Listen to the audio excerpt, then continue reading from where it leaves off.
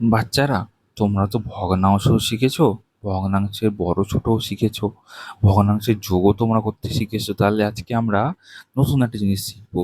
কি শিখবো দেখো তো, আমি কি লিখলাম? একটা ভগ্নাংশ 3/4, তাই না? আরেকটা ভগ্নাংশ কি লিখলাম? 1/4। ঠিক আছে, এবার আমরা কি করবো বলো? আমরা আজকে বিয়োগ করা শিখবো। তাহলে 3/4 থেকে 1/4 বিয়োগ করলে কত হয় বলো? লব বড় ছোট রয়েছে, কিন্তু কি আছে, হরটা তো একই আছে। তাহলে হর একই যা থাকলে কি হবে? লসাগু কি হবে? সেটাই থেকে যাবে 4, তাই না? কিন্তু যেহেতু লব বড় ছোট রয়েছে, তাহলে কি করবো? আমরা ডাইরেক্ট বিয়োগ করে নেবো। 3 থেকে 1 বাদ দিলে কত হয় বলো? 2, তাই না? তাহলে উত্তর কত হয়ে যাবে? 2/4, তাই না? বুঝতে পেরেছো তো? বাহ, ভেরি গুড। একটা উদাহরণ আমরা আরো দেখবো। 4/5 আছে, আর এখানে কত আছে? 3/5। আমরা কি জেনেছি? যদি হর যদি সমান থাকে, হ্যাঁ, কিন্তু যদি লবের মান যদি বেশি কম হয়, তাহলে যে ভগ্নাংশের ক্ষেত্রে লবের মান বেশি, তার মান সবসময় বেশি হবে, তাই না? তাহলে আমরা কি দেখবো বলো? 5 তো আছে, হর সমান দুটোরই, তাহলে 5 হয়ে গেল লসাগু। আর আমরা 4 থেকে যদি 3 বিয়োগ দিই, তাহলে কত পাবো? 1। তাহলে আমাদের উত্তর কত হয়ে গেল? 1/5। বুঝতে পেরেছো তো? আচ্ছা, কয়েকটা উদাহরণ আরো দেখো। দেখো, আমরা যদি এটা করি, ধরো 5/8 থেকে 2/8 যদি বিয়োগ করে, তাহলে কত হচ্ছে? আমরা কত পাবো? ডাইরেক্ট করো, 3/8 পাবো, তাই তো? বোঝা গেছে? আচ্ছা, এবার এই অঙ্কটা দেখো, কি আছে? 1 মাইনাস 2/5, তাই তো?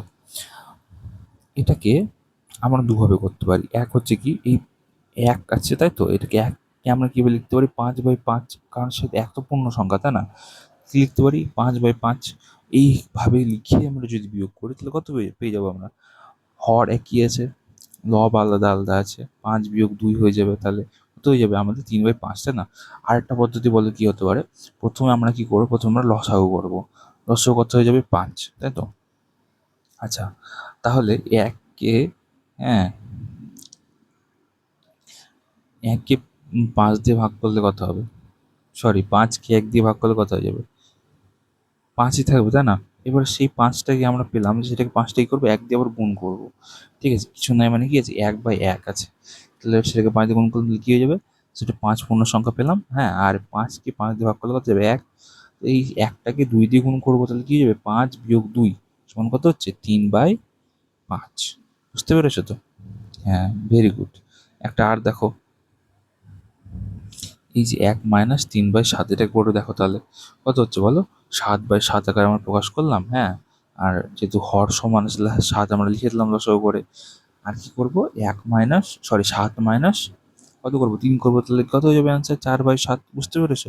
লাস্টে আমরা কি শিখলাম বলো? হর একই রেখে দুটি প্রকৃত ভগ্নাংশের বিয়োগ, হ্যাঁ, বিয়োগের বা এক থেকে একটি প্রকৃত ভগ্নাংশের বিয়োগের ধারণা। ঠিক আছে, বুঝতে পেরেছো তো? ঠিক আছে, ভেরি গুড। আজকে আমরা এই পর্যন্ত শিখলাম, পরের দিন আমরা আরও শিখবো। হ্যাঁ, কিন্তু বাকি অঙ্কগুলো তোমরা কিন্তু প্র্যাকটিস করবে। ঠিক আছে?